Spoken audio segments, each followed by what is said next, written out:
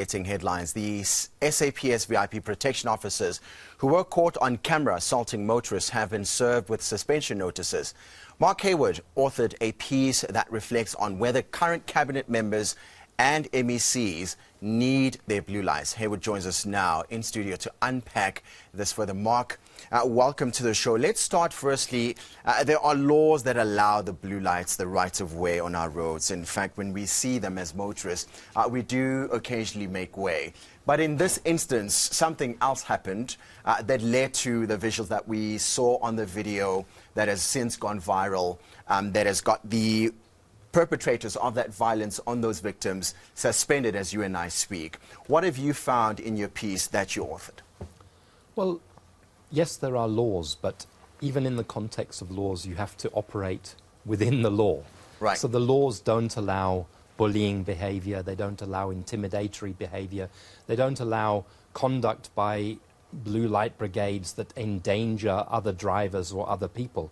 And they certainly don't allow 7 people to jump out of a car, push another car to the side of the road, get out with their automatic rifles and kick people in the head and then drive off. And the problem is that, you know, what's happened 2 days ago is an extreme example, but it's part of a pattern that has been going on for many years where the VIP Protection Unit abuses its power, it abuses the laws that under which they're permitted to escort and to protect senior politicians. And that's what we're seeing here.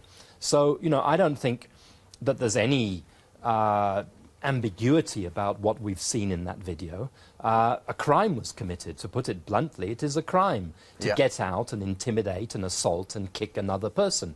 And nobody's denying that a crime was committed, which is why, as I listened to Brigadier Mate, response to it, my question is not why they haven't been suspended. My question is why they haven't been automatically dismissed. Because if you commit a criminal offence from a position of power, there should be no ifs or no buts. You should be out, particularly of a service like that. Absolutely. And we are currently, Mark, paying something to the tune of about 2 billion rand in taxes for the VIP unit. Do they have this privilege? Should they be afforded the privilege that they currently enjoy on our roads, and ultimately this assault that you and I are speaking about now? Well, look, we have to protect the president, we have to protect the deputy president, we have to protect very senior officials whose lives may be endangered through their work, like Chief Justice Zondo, for example. We know that there are many people who would like to get to Zondo because of his investigations. Right. There's no doubt that there is a need for the protection of certain public officials. Sure. But whether we need to be spending 2 billion rand a year doing that is, I don't think it's even a question. I think it's a waste of money. In a country that doesn't have enough money for healthcare services, that doesn't have enough money for basic education, where in fact we're cutting those things, in a country that's underfunding our basic police service.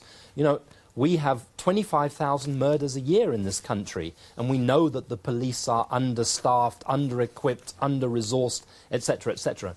We have got our priorities wrong, and it seems that in the stacking up of priorities, what we prioritize is the lives of the elite, the lives of the political elite, and what we deprioritize is the life of the ordinary person. Now, our constitution doesn't like that, because doesn't allow that, because our constitution says we are all equal under the law. Right. That's the guiding legal principle that should be operating here. Which then brings into question, I mean, what are these government officials that hold these high positions involved in their own personal lives that they deem fit to have the VIP protection to the tune of tax rands worth 2 billion rand? I mean, are they involved possibly with the criminal underworld that they feel they need to be protected with AK-47 rifles, 7 people protecting just one person at any given moment in the streets of South Africa? Well, you can understand why a president needs several bodyguards. You can't understand why an MEC for sports, arts and culture needs even a single bodyguard, or why an MEC for human settlements needs a bodyguard. You know, we are protecting, and this is according to President Ramaphosa in Parliament last year, nearly 200 public officials, 87 MECs, every single member of the cabinet, every single deputy minister is being afforded VIP protection at an enormous cost. Now, I don't think that that type of blanket protection can be afforded or is warranted. And the other problem is that there are people that we are not protecting. We didn't protect Babita Deokaran when she was exposing corruption in the Gauteng Health Department. We didn't protect Charles Kinnear when he was exposing corruption in the Western Cape, in the police and amongst the gangs there. We don't protect the senior leaders of our National Prosecuting Authority, even though we depend upon them to carry out the investigations that are going to make it possible to uncover and to prosecute state capture.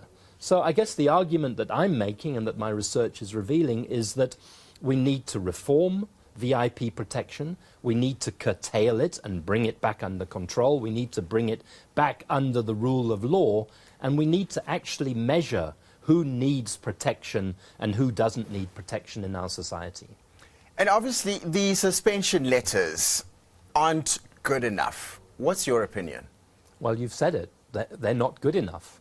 They haven't been suspended. They've been told to give reasons why they shouldn't be suspended. I'm sure they will give reasons, although I can't think of good reasons why they shouldn't be suspended. And what is going to follow is probably months where they will continue to receive full pay, and at the end of it there may be some sort of disciplinary slap on the wrist. That is not good enough. You know, if we allow this type of thing to happen, we are on a slippery slope in this country, because political thuggery is something that belongs in Russia or China or other countries. In Russia or China, if somebody gets out and beats the hell out of you on the side of the road, there's not much that you can do about it as a citizen. But that should not be the case in South Africa. So if we don't say we are drawing the line on this incident, I mean we, the citizens, we, the media, and so on, then we are committing a grave error. And obviously, SAPS has also confirmed that an internal process is underway. To what extent can we take comfort that there will be a sense of accountability in this process? You've just made a grand example of what happens in other countries. In the context of South Africa, well, I worry whether there will be accountability. I fear that there will only be accountability to the extent that we continue to demand accountability. You know, I question, although Paul Mashatile wasn't in a car or in that convoy at the time, I think that the behavior of these officials often is drawn from a kind of closing a blind eye by the person that they're escorting. Right. You know, because for the most part, these VIPs are in the convoys. And if you're sitting in that car, you know exactly what is going on. And if you say nothing about it, it means you countenance it. And if it's been going on for 10 years, it means that it is being countenanced by the president, by the deputy president, and by every other person who has a blue light brigade escorting them about their ordinary business. Remember, these people are meant to be public servants, first and foremost. We elect them and they accept election to follow the Constitution, to serve us. They are not very important people, as far as I'm concerned. They should not get protection because they're very important. They should get protection if and when their job puts them in a position where there is a risk to their lives or to their safety. Mark Heywood, thank you so much for your time. And as you refer to it in your article, Expensive Excuse for Thuggery, Mark Heywood is the editor at the Daily Maverick. We're going to take a quick ad break. When we come back, there's lots more happening here on Today on this Wednesday. Stay with us.